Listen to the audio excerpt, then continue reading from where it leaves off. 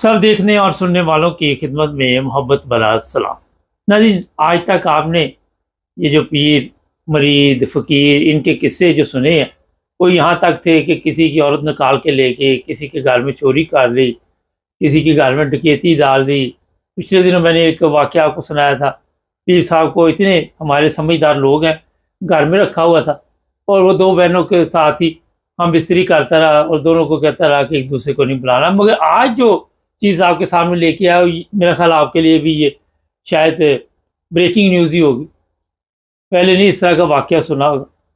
ये जनाब कोट मोमन का इलाका है, सर्वोदय के इर्द-गिर्द जो लोग रहते हैं उनको पता है। वहाँ पे एक पीर साहब हैं, गिलानी, बड़ा लंबा नाम है, अब मुझे तो वो याद ही नहीं हुआ, मैं सही बता दूँ आपको। अच्छा, ये नाम से भी लोगों को इम्प्रेस करते हैं। और एक उसका साथी है रब नवाज़। ये दोनों ने ऐसी कार्रवाई डाली कि अमेरिकन एम्बेसी, जी हाँ, उनको भी चूना लगाने की कोशिश की। अब हमारे लोगों को होता है कि अपने लोगों को ज़्यादा लूट-मार करने की आदत पड़ी होती है। वो कहते हैं कि पहले तो नेशनल लेवल पे ये बिज़नेस चल रहा था, अब ज़रा इसे इंटरनेशनल लेवल पे लेके जाएँ। और इंटरनेशनल लेवल पे जो काम हुए, थोड़ा-सा आपको बता देता हूँ। ये जनाब जो पीर साहब है गिलानी, इसने 12 लोगों को तैयार किया जिसमें एक औरत भी थी और इनको कहा कि आपके अमेरिका के वीज़े लग जाएँगे, आप बेफ़िक्र होके वहाँ अमेरिका चले जाएँ और हमारे तल्लुकात बड़े वसी है। शायद ये जनवरी के शुरू के हफ़्ते की बात। और फिर जो सबसे बड़ी गेम डाली गई, अब लोग कहते हैं जैली ये फ़कीर है, वो पीर है, कोई कहता है असली असल में पीर होता ही कोई नहीं मेरे से पूछे तो। कोई पीर-शीर नहीं, ये सब झूठ-फ़रेब है। अच्छा, अब इन्होंने जनाब जो वज़ारत-ए-ख़ारिजा पाकिस्तान के है, वहाँ भी फ्रॉडी बैठे हुए हैं। वहाँ भी आपको पता है कि एक से एक बड़ा फ्रॉडी है। वहाँ के जाली लेटर तैयार किए वज़ारत-ए-ख़ारिजा के और वहाँ पे और भी पेपर तैयार किए, बैंक स्टेटमेंट जो थी, वो भी जाली तैयार की गई। ए टू ज़ेड मुकम्मल पेपर जो थे, वो पलंदा बना के उन लोगों को दे दिया। अब जब वो अमेरिकन एम्बेसी में उन्होंने चेक किए पेपर, जब उनके इंटरव्यू शुरू हुए, तो उन्होंने कहा जनाब ये तो सारा कुछ जाली है, ये तो आपकी लैटरी जाली है। अब वज़ारत-ए-ख़ारिजा भी आपको पता है हमारी जाली ही है। वो पिछले दिनों मैं देख रहा था कि वज़ीर-ए-आज़म का जो सेक्रेटरी है, वो भी पकड़ा गया, वो भी कोई फ्रॉड करता हुआ। सिस्टम जो फ्रॉड पे बना हुआ है, मैं अक्सर बताता रहता हूँ कि ये पाकिस्तान का दूसरा नाम फ्रॉड है। खैर, ये जनाब अब पुलिस को उन्होंने फ़ोन किया। उन्होंने कहा जी ये पेपर जो है मुकम्मल जाली है, एफआई वाले आए और ये लोग तो पकड़े गए। एक ख़तून भी बताई है जिस तरह मैंने आपको। लेकिन दूसरा जो पीर था गिलानी, वो तितर-बितर हो गया। उसको अब एफआई छापे मार रही है, ढूँढ रही है और उसने जो वहाँ पे लोग रहते हैं कोट मोमन में, उन पे भी हमें हैरानगी होनी चाहिए कि कितने पढ़े-लिखे लोग हैं वहाँ पे, कितने समझदार लोग हैं। और मेरा ख़्याल है कि वहाँ से बड़ी तादाद में कोई डॉक्टर बनते होंगे, कोई इंजीनियर बनते होंगे, क्योंकि जहाँ पे ये पीर इस तरह के पाल रहे थे, उस इलाके का आप खुद हिसाब लगाएँ कि वहाँ पे जहालत का कितना मेरा ख़्याल है कि होल्ड होगा, कितना कब्ज़ा होगा उस इलाके में। ये जो सरगोदे का इलाका है, इर्द-गिर्द ये जंग का इलाका, मुल्तान, पूरा पाकिस्तान ही वैसे तो बेड़ा-गर्क हुआ है इन पीरों-शीरों के चक्कर में।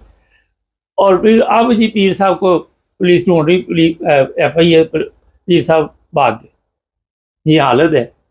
और अमेरिकन को भी अब टीका लगाएँ, जैसा मैंने कहा नेशनल के बाद अब इंटरनेशनल लेवल पे बिज़नेस चलेगा। और हो सकता है कि इन्होंने पहले भी किसी तरह अमेरिकन को या यूरोपियन को इस तरह जाली कागज़ के ज़रिए किसी को वीज़े लगवाए हों और 1-2 बंदे निकल गए हों।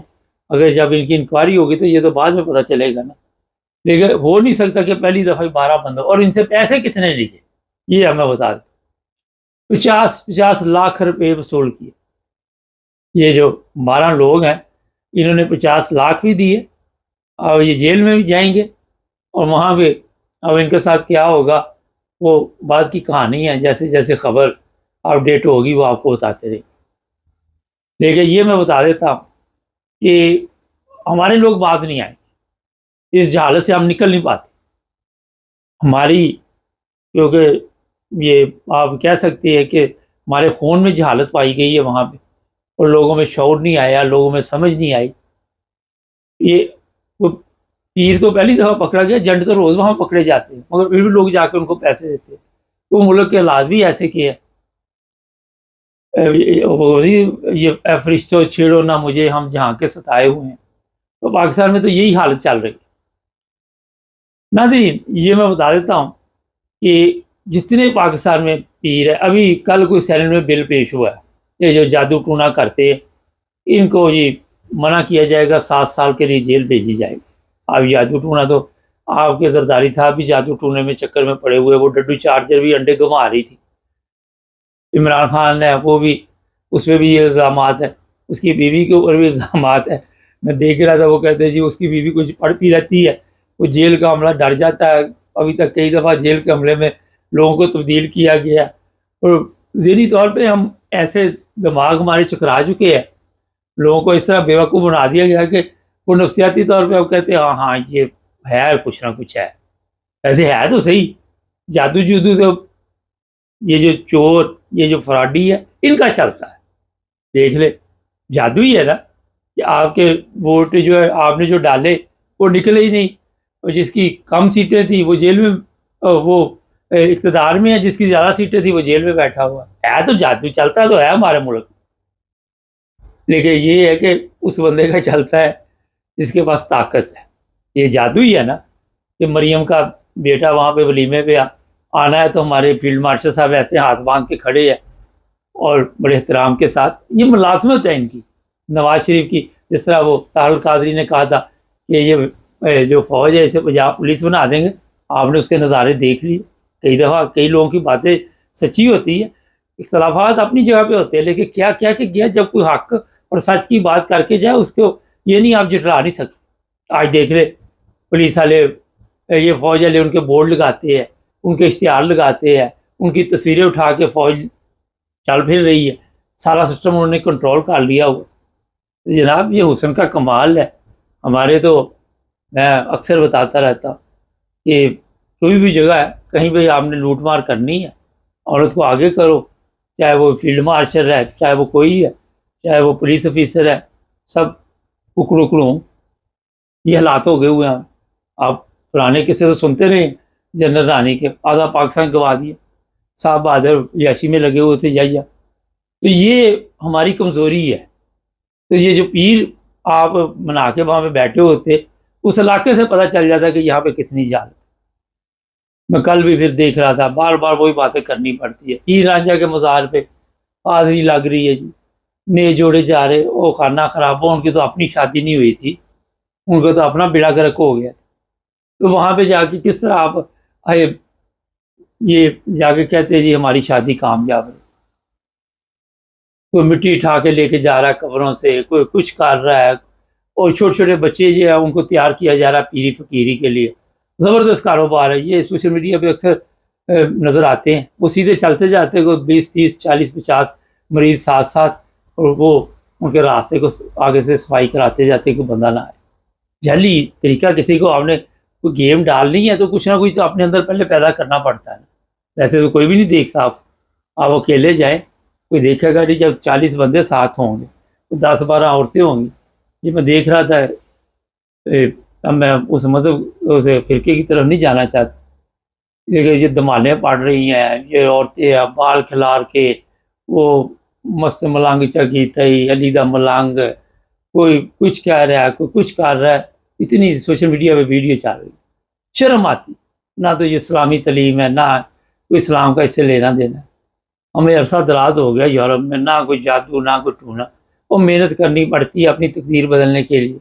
जाली सिस्टम के साथ आप कब तक चलेंगे, कब तक ये सारा कुछ। मुसीबत ये है कि हर चीज़ ही आपकी जाली है, असली तो है ही कुछ नहीं ना।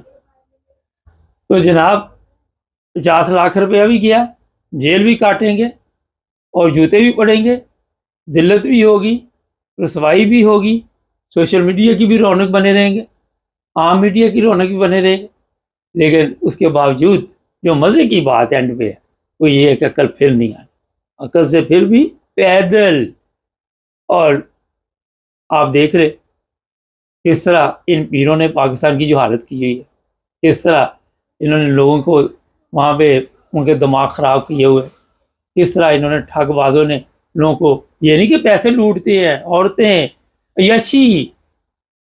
मैंने कल ही बताया था, वो कहता पीर कि आप अच्छा कमज़ोरियाँ इनको पता होता है जी, बंदा काबू नहीं आ रहा, सस काबू नहीं आ रही, ये अपना नंद काबू नहीं आ रही, जिस तरह पीर पुलिस के काबू नहीं आ रहे, इसी तरह वो उसको पता होता है कि किस तरह गेम डालना। औरतें जो है वो जहालत में आगे निकल जाती। सब देखने और सुनने वालों की खिदमत में मोहब्बत भरा सलाम। सबसे पहले तो उन लोगों का बहुत शुक्रिया जो प्रोग्रामों की तारीफ़ करते हैं। खान साहब के प्रोग्राम में भी बड़े अच्छे कमेंट्स होते हैं, क्योंकि खान साहब मुकम्मल तैयारी के साथ हर चीज़ जो है वो बयान करते हैं। ना जी, अमेरिका इस वक्त आप सबके इल्म में है, वो चाहता है कि ग्रीनलैंड हो, ईरान हो, कोई भी मुल्क हो, वो मेरे कहने पे चले। रोज़ाना इस पर बात हो रही। खान साहब से पूछते हैं, खान साहब क्या अपडेट है? भाई साहब अपडेट देख रहे हैं, दुनिया के अंदर जो 3-4 मसले इस वक्त सारी दुनिया की तवज्जो जो है वो उन्हीं मामलात की तरफ है।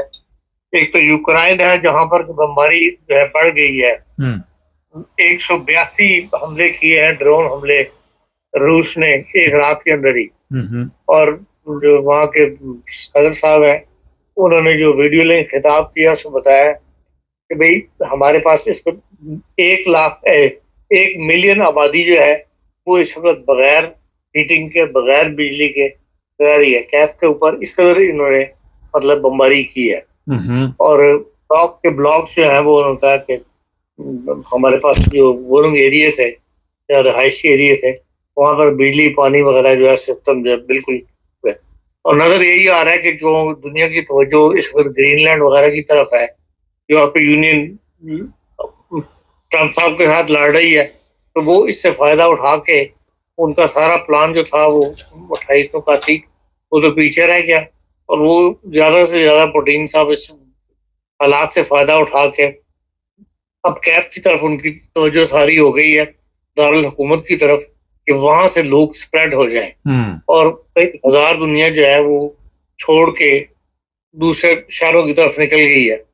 और कोई ना कोई इरादा उनका ऐसा लगता है कि भाई अब मरकज जो है उनका दारुल हुकूमत, जहाँ पे हुकूमत रेगियों में बैठी हुई है, वहां पर कब्जा किया जाए या वहां उसको तबाह बर्बाद इस काबिल ना छोड़ा जाए कि वहां पर कोई हुकूमत जो है वो काम कर सके। तो बज़ाहिर ये नजर आ रहा है। और बाकी तो यूरोप जो है वो इस वक्त आपको पता है जो कल से शुरू हुई है वर्ल्ड इकोनॉमिक फोरम, सारों का रुख उस तरफ है। कल भी तकरीरें हुई हैं, आज ट्रम्प साहब की भी तकरीर है। वो ट्रम्प साहब की जो तैयारा है वो उड़ने के बाद वहां से अमेरिका में उसमें खराबी पैदा हो गई थी इलेक्ट्रिकल उसके अंदर, फिर वापस लैंड कर गया। उनका जो अराइवल है वो डिले हो गया दावत के अंदर, लेकिन आज शाम को किसी के बाहर उनकी तकरीर मुतवक्का है कि वो तकरीर करेंगे और उसी पर सबकी तवज्जो है। जो कल तकरीरें हुई हैं उसके अंदर तो बाहर बेल्जियम के वज़ीर ने भी, डेनमार्क के वज़ीर ने भी, यूरोपीय यूनियन की जो सदर है हमारी खातून उन्होंने भी, और फ्रांस के सदर ने भी, सब ने भी तकरीरों से यही पता लगता है कि भाई यूरोप अब खड़ा हो गया है। अब उन्हें ये समझ आ गई है कि भाई इसके बंदे के साथ हमने मुकाबला करना है, तभी हम मतलब अपनी बात को मनवा सकेंगे या इसको पीछे हटा सकेंगे, वरना जो जो कुछ ये करना चाह रहा है वो कर रहा है। मतलब जो फ्रांस के सदर ने तो यहाँ तक कहा है कि दुनिया की क़यादत एकदम जो है बदल के रह गई है। इन मतलब हालात ऐसे बदल गए हैं कि बाज़ ममालिक में ऐसे लोगों के हाथ में इक़्तिदार आ गया है कि वो बच्चों की तरह खेल रहे हैं, जिनके जिस तरह बच्चे को पता नहीं होता कि उसने अगले मिनट में क्या कर देना है, ये कौन सी खेल जो कर देनी है एक काम को छोड़ के। और दुनिया की क़यादत ऐसे लोगों के हाथों में आई हुई है। तो इस किस्म की चोटें भी उन्होंने की हैं। और बहरहाल ग्रीनलैंड के मामले में उन्होंने साफ कहा है कि भाई हम ना तो ग्रीनलैंड देने के लिए तैयार हैं यूरोप वाले, और ना ही ग्रीनलैंड को की वजह से अगर 10% हमारे पर ड्यूटी लगाई जाती है तो हम उसका मुकाबला करेंगे। उसके लिए हम जमेरात के दिन जो है ये सब यूरोपीय यूनियन ब्रसल्स के अंदर सरबराहान इकट्ठे हो रहे हैं और आज की जो तकरीर होगी ट्रम्प साहब की, उसका जवाब कह लें या उसके ऊपर अपना रद्द-ए-अमल जो है वो कल वहां पर डिस्कस करेंगे ब्रसल्स के अंदर। तो ये वहां की खबरें हैं। बहरहाल वो जो एक सॉरी, ये इंटरनेशनल फॉर्म जो था, ये इसमें ज्यादातर डिस्कशंस इक़्तिसादी मामलात के ऊपर होती है, इक़्तिसादी पॉलिसियों के ऊपर होती है दुनिया के, लेकिन ये भी फोरम जो है वो इस दफा बिल्कुल ही सियासी बन गया हुआ है। तो इसमें तकरीरें कम होती हैं और डिस्कशन ज्यादा होती हैं मुख्तलिफ स्टेजों के ऊपर, मुख्तलिफ फॉर्म्स के ऊपर, लेकिन यहाँ कल से मुसलसल तकरीरें ही हो रही हैं और वो जो इक़्तिसादी एजेंडा है दुनिया का, उसके ऊपर कोई बात नहीं कर रहा और कोई मतलब उसकी कोई ऐसी खबरें साया नहीं हो रही कि भाई जिससे पता लगे कि हाँ वो भी काम साथ हो रहा हो। बहरहाल कल से तो तकरीरों का सिलसिला चल रहा है और सारा जो है वो सियासी तकरीरें हैं या जो दुनिया के अंदर हालात में तब्दीली आ रही है या जो अमेरिकन पॉलिसी में अंदर बड़ी तब्दीली दुनिया को तंग कर रही है, उसके ऊपर ज्यादातर तकरीरें जो है वो हो रही हैं। आज जर्मन चांसलर की भी तकरीर है। जर्मन चांसलर ने आज रिक्वेस्ट की हुई है, लेकिन जर्मन खबरें यही बता रही हैं न्यूज के भाई अभी तक उनको कंफर्म नहीं की मुलाकात ट्रम्प साहब ने। अच्छा, चाइना के जो नुमाइंदे थे उन्होंने बड़ी अच्छी तकरीर की। उन्होंने ये कहा कि ये जो पाबंदियां लगाई जा रही हैं, टैक्स लगाए जा रहे हैं, तजारत को मुश्किल किया जा रहा है, इससे मसाइल जो हैं वो बढ़ते हैं और इसके मेरा ख्याल उन्होंने कहा कि आसानी पैदा करें इसमें, ताकि जो तमाम ममालिक हैं तरक्की कर सकते हैं, वरना मुश्किलात आती हैं। काफ़ी लंबी तफसील से उन्होंने ये तकरीर की। क्यों खान साहब? देखिए, उन्होंने कोई नेगेटिव बात नहीं की इन मामले में कि भाई दुनिया में लड़ाई हो रही है या फलाना ये कर रहा है, फलाना ऐसा क्यों कर रहा है। ये उन्होंने ये कहा कि भाई जो जिस दुनिया में हम ट्रेड के बगैर जिंदा नहीं रह सकते और हर मुल्क को दूसरे मुल्क की जरूरत है। बिल्कुल, हर मुल्क हर चीज प्रोडक्ट नहीं कर रहा और एक दूसरे को आगे बढ़ने के लिए जिंदगी के अंदर अब वक्त ऐसा है कि भाई हर एक दूसरे को मदद की जरूरत है, कम से कम ट्रेड के मामले में, तिजारत के मामले में। तो इसलिए बेहतर यही है कि दुनिया के अंदर हम जंगें खत्म करें, लड़ाइयाँ खत्म करें और एक दूसरे के जो है जो भी ट्रेड के तिजारत के साथ या जो इक़्तिसादी पॉलिसीज हैं उनमें एक दूसरे की मदद करके वर्ल्ड को आगे लेके जाएं। जी। तो सराहतन भी उन्होंने कोई ऐसी बातें नहीं की जिससे कहा जाए कि वो इस मौके से कोई फायदा उठाना चाहता है। जो भी उनकी पॉलिसी है वो अंडरग्राउंड ही काम करने वाले लोग हैं और उस पर यकीन अपना रद्द-ए-अमल जो है वो कर रहे होंगे। हाँ साहब, अमेरिका जिस तरह धमकियां दे रहा है जो मजहबी रहनुमा ईरान के, अब वो कहते हैं अगर उसके ऊपर कोई हमला हुआ मजहबी रहनुमा के ऊपर तो उसके नताइज बड़े संगीन हो गए। पहले तो हम बर्दाश्त करते रहे और मुसलमान जो है उनके ऊपर हमला समझा जाएगा। ये तो बयानात है, लेकिन मुसलमानों को तो इससे कोई खास दिलचस्पी नहीं सिवाय ईरान के, कि है दिलचस्पी किसी और मुल्क को भी? देखिए, मुसलमानों को ना दिलचस्पी हो, लेकिन ईरानी जो है वो अपने मुल्क के लिए, देखिए ईरान की बड़ी पुरानी हिस्ट्री है, एक तारीख है। वो आज मतलब दुनिया को उन्होंने बावर करा दिया। आज अखबारात में इस चीज का जिक्र मौजूद है कि भाई ईरान के ऊपर जिस किस्म का इन्होंने हमला किया था, इन्हें कामयाबी नहीं मिली अमेरिका को और इन्होंने हारने की कोशिश की थी ईरानी अवाम को। लेकिन जब दुनिया को ये समझ आई, ये यकीनी बात है कि वहां पर जो हालात खराब हैं शादी मुल्क के, उसकी वजह से लोग तंग थे और उन्होंने उसका रद्द-ए-अमल शो किया। इन्होंने यूरोपीय मगरबी दुनिया ने तो नहीं, लेकिन अमेरिका ने, मगरबी दुनिया खामोश रही है, लेकिन जो अमेरिका है उसने उन हालात से फायदा उठाने की कोशिश की और लोगों को भड़काया और कोशिश की है कि वहां पर इनकलाब आ जाए या नई हुकूमत बन जाए। लेकिन जो ही अवाम ने समझा कि अमेरिका हमें इस्तेमाल करने लगा है, लोग पीछे हट गए और उसके जो मजहबी हुकूमत है उसका साथ दे रहे हैं, खड़े हो गए कि हाँ हम इस वक्त कोई मुल्क में ऐसी तब्दीली नहीं चाहते जिससे जो है भाई मुल्क के अंदर बदअमनी के हालात पैदा हो या किसी के कहने पर हमारी जो है मुल्क के अंदर जो है तब्दीली पैदा हो जाए। जो भी हम तब्दीली लेकर आएंगे, हम खुद अपनी तब्दीली जो है वो लेकर आएंगे। एक और अल्बानिया के अंदर पता लगा है, पासदार ने समथिंग नाम के साथ 5,000 आदमी वो ईरानियों का जो है वहां पर उनको भी जो है ट्रेन किया जा रहा है कि उनको भी ईरान के अंदर दाखिल किया जाए, पहुंचाया जाए। तो इस किस्म की बात जो लोग चाहते हैं ईरान के अंदर तब्दीली, वो अपनी कोशिशें कर रहे हैं, लेकिन आवाम जो है वो उन्होंने यही साबित किया कि भाई हम बहरल नेशनलिज्म जो है अपनी ईरानी कौम उसका फ्यूचर या एज ए कौम हमें डिवाइड करने की जो कोशिश की जा रही है उसमें हम कामयाब किसी को नहीं होने देंगे। जी खान साहब, पाकिस्तान चलते हैं, असम्बली में बड़ी तकरीर शेर ख्वाजा आसफ लगा हुआ था, आबद शेर अली, कोई कहीं पे कोई कहीं। वो कहते हैं जी ऑपरेशन आप रोक के दिखाएं, जो वहाँ पे खैबर पख्तूनख्वा से जिदबाजी पे एक दूसरे को धमकियाँ दे रहे। ये ऑपरेशन हो रहा है वैसे, कोई उसमें कोई फर्क पड़ रहा है वहाँ? देखिए ऑपरेशन जो है वो दहशतगर्दों के खिलाफ हो रही है या जो उनके जो सहूलतकार है उनके खिलाफ बहरल एक ऑपरेशन जारी है जिसके अंदर पुलिस वाले भी इन्वॉल्व हैं और अपनी जो है एस्टेब्लिशमेंट वो भी काम कर रही है। और इस वक्त जो जितने भी ऑपरेशन हो रहे हैं उसके बारे में कहा यही जा रहा है कि वो इस्टेब्लिशमेंट की निगरानी में हो रहे हैं। सिविल हुकूमत जो है वो एज ए मातहत काम कर रही है और ज्यादातर जो सरहदी इलाके हैं उनके ऊपर जो है उनकी निगाह है और वहीं पर क्लियरेंस लोगों की जा रही है। पूरा इलाका जो है वो घेर घेर के लोग बकायदा क्लियरेंस ली जा रही है कि वहां पर कोई दहशतगर्द शुबे नहीं है।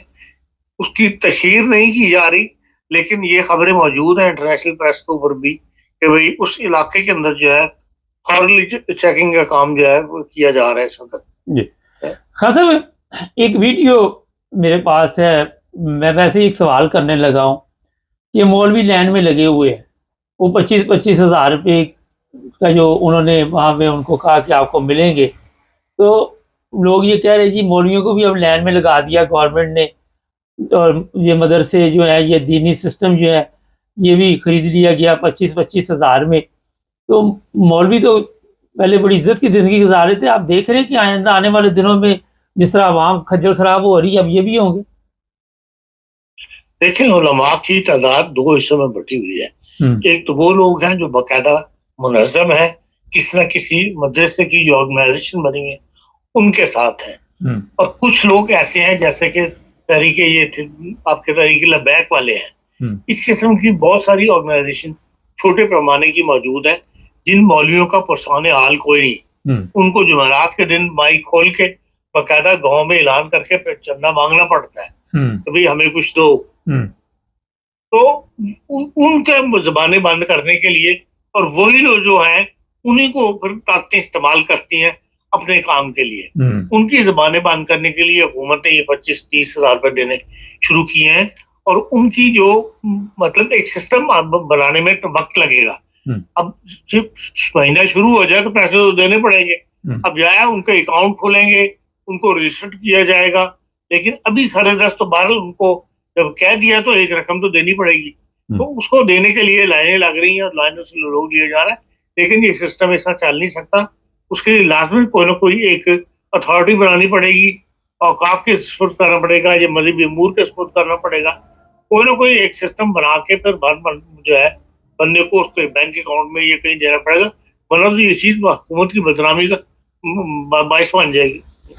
हाँ, अवाम जो है वो 2 वक्त की रोटी, मौलवी 2 वक्त की रोटी के चक्कर में लाइनों में सब वहाँ पे जो हालात बताए जा रहे हैं, जो पब्लिक वहाँ से आती है एयरपोर्टों पे जो है वहाँ पे लड़ाई झगड़े, लोगों में बर्दाश्त कम हो गया है गुर्बत अफलास की वजह से, एक दूसरे को काटने को दौड़ते हैं, कोई मार रहा है कोई मर रहा है, इसमें इजाफा होता जा रहा है, कमी नहीं हो रही। मगर गवर्नमेंट का कहना है कि सब अच्छा जा रहा है। जिस तरह ये प्लाजा को आग लगी अभी तक पता ही नहीं, अब पता चला फलां की ज़मीन थी, ये था वो था, वो वज़ीर आला कहता मैं वहाँ पे नहीं था। यहाँ भी जर्मनी में भी वज़ीर आला वहाँ पे मौजूद होना चाहिए, कहीं पे आग लग जाए। नहीं, जर्मनी के अंदर देखें हर जगह एक सिस्टम के तहत काम हो रहा है और सिस्टम का जो हाकिम है, जो इंचार्ज होता है, वो उसका जिम्मेदार होता है।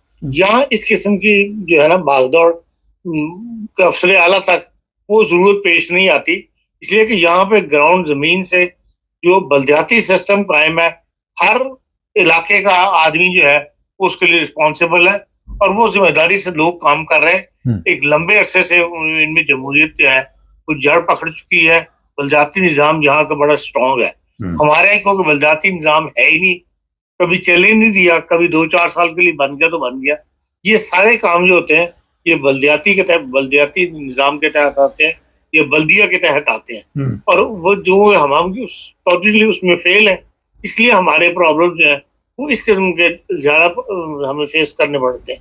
और ये उस वक़्त तक फेस करते रहेंगे जब तक हम अपना इंफ्रास्ट्रक्चर जो है, नीचे का सिस्टम आवाम का वो दुरुस्त नहीं कर लेंगे, बल्दियाती निज़ाम को कायम नहीं कर देंगे, टाउन कमेटीशिप तक जो है वो लोगों के काम करने का तरीका जो वहाँ से हर चीज़ जो है वो जो सूबाई हुकूमत के मातहत में आ जाती है। और वहाँ से तो ज़ाहिर लाहौर में बैठ के तो हर चीज़ को कंट्रोल नहीं किया जा सकता। इसलिए हमारा सिस्टम जो है वो टोटल सारा तब्दील होने वाला है। उसी खराबी की वजह से मज़ीद खराबियाँ पैदा होती चली जा रही हैं। और लेकिन इसकी तरफ कोई भी आने के लिए तैयार नहीं, ना पीपल्स पार्टी आने के लिए तैयार है, ना इमरान खान साहब ने बल्दियाती इलेक्शन कराए, और ना ही जो है ये नून लीग जो है ये इस तरफ आने के लिए तैयार है। हाँ सर, वहाँ पे कई बंदे मार गए और वजीर एक सिंध की है, वो कहती फिर आग लगती तो बंदे तो मरते ही हैं। आप देखते हैं कि कौम को कोई अफसोस होता है, कोई दुख होता है, किसी दुख तकलीफ में उनको ये एहसास होता है कि ये जो नुकसान हुआ है, जानी नुकसान, या हमारा ये मामूल बन चुका है कि 10 20 30 40 50 जब तक ना मरे हम कहते सिस्टम ही नहीं चलता। देखिए, हर वाक़े के बाद एक कुदरती तौर पे इंसान को अफसोस तो होता है, लेकिन हमारे यहाँ उससे या तो हम सबक सीखें या तो उठ खड़े हों यार इतना बड़ा नुकसान हो गया, ये इस किस्म का नुकसान दोबारा नहीं होना चाहिए किसी भी फील्ड के अंदर। ये तो कैफियत हमने नहीं देखी। एक वक्ती जोश अफसोस की बाजार करते हैं, एक दो दिन उसके बाद फिर वही काम चल पड़ते हैं। एक नेगेटिव एक वाक़े से सबक सीखने वाली कैफियत जो है या उससे अपने सिस्टम को दुरुस्त करने वाली, वो अभी तक कहीं भी मौजूद नहीं, किसी एक सूबे में भी ऐसी कार्रवाई नहीं होती। जी, बहुत शुक्रिया खान साहब। ना जी, वहाँ पे है, मैं उस वज़ीर का बयान देख रहा था तो मुझे हैरानगी हो रही थी कि उसे कोई फ़र्क नहीं पड़ा। वो कहती कचरा था, मिट्टी थी, मर गए, कीड़े मकोड़े थे, अलावा करोड़पति लोग थे। और ये भी बताया जा रहा है कि वहाँ पे गुंजाइश कम थी दुकानों की, पता नहीं कितनी दुकानों की थी और उससे 3-4 गुना ज़्यादा दुकानें बनी हुई थी। ये हालात है हमारे, और जो दुकानें खरीदते हैं वो भी नहीं देखते, गवर्नमेंट में देख किसने पूछना है। चैनल सब देखने और सुनने वालों की खिदमत में मोहब्बत भरा सलाम। नाज़रीन, यूरोप की कुछ खबरें आपको बताते हैं यहाँ पे क्या चल रहा है। सबसे पहले आपको ये बता दें कि यूरोप में 18 साल के बाद यहाँ पे शादी की इजाज़त होती है। किसी भी रजिस्टर्ड ऑफिस जाएँ आप तो वहाँ पे शादी होती है। एक मौलाना साहब को यहाँ इंग्लैंड में सज़ा सुनाई गई है और ये 16 साल की उम्र के बच्चों की इसने शादी करवाई, लेकिन इमाम साहब का कहना है कि मेरी इल्म में ये नहीं थी चीज़। और इस तरह अदालत ने 5 हफ्ते की कैद की सज़ा सुनाई थी जो बाद में ख़त्म कर दी गई, इस शर्त पे कि आप 1 साल तक कोई दोबारा कोई ऐसा काम नहीं डालेंगे, वरना ये भी जो सज़ा 150 पाउंड तक का जुर्माना हुआ। बच्चों के नाम वाला उन्होंने खुफिया रखे। यहाँ जो भी लोग रहते हैं उनके लिए वाला मकसद ये होता है प्रोग्राम में बताने का कि जो यहाँ के कवानीन हैं उनका एहतराम करना चाहिए। और जब आप निकाह पढ़ा देते हैं और फिर वहाँ पे इस तरह के केस सामने आते हैं, इससे और भी लोगों के लिए मुश्किलात पैदा होती हैं। कई लोग तो सबक हासिल कर लेते हैं, कई जो हैं वो फिर भी बाज नहीं आते। लेकिन अब जितने भी इमाम मस्जिद यहाँ पे हैं उनको इस चीज़ का इल्म होना चाहिए कि यहाँ के जो कवानीन, पाकिस्तान में तो सब कुछ चलता है, आपको पता। पाकिस्तान में तो ये मैं देख रहा था, हिंदू लड़कियाँ, मसीह बरादरी जैसे लड़कियाँ 12-12 13-13 साल की, वहाँ पे तो हर चीज़ मुमकिन है, कोई पूछने वाला नहीं। हालांकि कवानीन वहाँ पे भी मौजूद है, मगर क्योंकि गांव के लोग होते हैं, सादा लोग होते हैं, वहाँ पे कहाँ पुलिस ने जाना है। सिंध के इलाकों में ऐसे ऐसे बंजर इलाके हैं जहाँ पे कवानीन का नामो निशान नहीं है। वैसे ही वहाँ पे कोई हालत नहीं है, गुरबत अफलास इतनी है, ना कोई स्कूल ना कोई कॉलेज। स्कूलों में भी भैंसें बांधी होती हैं। तो ये उन पाकिस्तानी सियासतदानों की ज़रूरत भी है कि अगर वो इस तरह गरीब लोगों को उनको उनकी हालत बेहतर करेंगे तो इमदाद शमदाद कहाँ से मिलेगी और उनकी गाड़ियों के आगे पीछे कौन भागेगा। खैर, यूरोप पे वापस आ जाते। इटली में और बहुत से लोग पाकिस्तान से जो आते हैं, बड़ी तादाद पाकिस्तानियों की इटली में मौजूद है और वहाँ एयरपोर्ट पे लोगों को जुर्माने हुए और फिर उन जुर्मानों पे हम तबसरा बहुत करते हैं जनाब नहीं कोई नहीं ऐसे जुर्माना हो सकता। अच्छा, जुर्माना किस चीज़ पे हुआ है? जो ब्रांडेड चीज़ें होती हैं वो अगर आप 2 नंबर चीज़ें जो पाकिस्तान में, क्योंकि हमारा तो मुल्क ही 2 नंबर, वहाँ से लेके आते हैं। वैसे तो और भी तुर्की में मिलती हैं, कई ममालिक में ये चीज़ें मिलती हैं, और वो चीज़ें जो आप लेके वहाँ पे यूरोप के किसी मुल्क में भी आते हैं तो वहाँ पे आपको जुर्माना हो सकता है। अब कई कोई कहता है मुझे तो नहीं हुआ, अभी नहीं, हर बंदा तो नहीं पकड़ा जाता ना, हर बंदे को तो नहीं वहाँ कस्टम वाले रोकते या पुलिस वाले रोकते, जहाँ भी जो भी सिस्टम होता है। लोग गुजरते जाते हैं, एक आधे को रोक लेते हैं, अब उसके बैग से अगर निकल आया तो वो फिर हज़ारों के हिसाब से जुर्माना डाल देते हैं। और फिर लोग उसके ऊपर कमेंट्स जो लिख रहे थे उसमें कईयों ने कहा कि हमें भी हुआ है, ये बिल्कुल हकीकत है, इसमें कोई झूठ नहीं है। और कईयों ने कहा कि नहीं जी ये सब झूठ बोल रहा है। मगर ये चीज़ देखिए कि बुनियादी तौर पर जो काम आप कर रहे हैं उसमें जुर्माना हो सकता है, इसलिए एहतियात करें। 7-7 हज़ार यूरो लोगों ने लिखा हुआ कि हमें जुर्माना हुआ है। अब उन्हें क्या ज़रूरत थी झूठ बोलने की? फिर एक नहीं, एक से ज़्यादा लोग जो हैं, तो जो भी गलत चीज़ आप लेके आएंगे ज़ाहिर है उन्होंने वहाँ पे पकड़ लेनी, तो फिर केस चले ना चले जुर्माना आपको वो डाल सकते हैं कस्टम वाले। उनके पास भी इख्तियारात होते हैं, जैसे पैसे 10,000 यूरो से ज़्यादा पकड़े जाएँ तो वहाँ पे भी जुर्माना फिर शुरू हो जाता है। अगर कई लोगों के पास लाखों होते हैं, फिर उनको अदालत में जाना पड़ता है, अदालत भी उन्हें जुर्माना देती है। पहले तो साबित करो आए कहाँ से। पिछले दिनों यहाँ पे पता चला कि इंग्लैंड में 5,000 पाउंड तक भी पूछगिछ शुरू हो जाती है। अगर आप जा रहे हैं कहीं से, आपके पास से 5,000 निकल आए तो वो पूछते हैं जनाब ये पैसे किधर से आए। तब्दीली आ चुकी है ना, वक़्त तब्दील हो चुका है।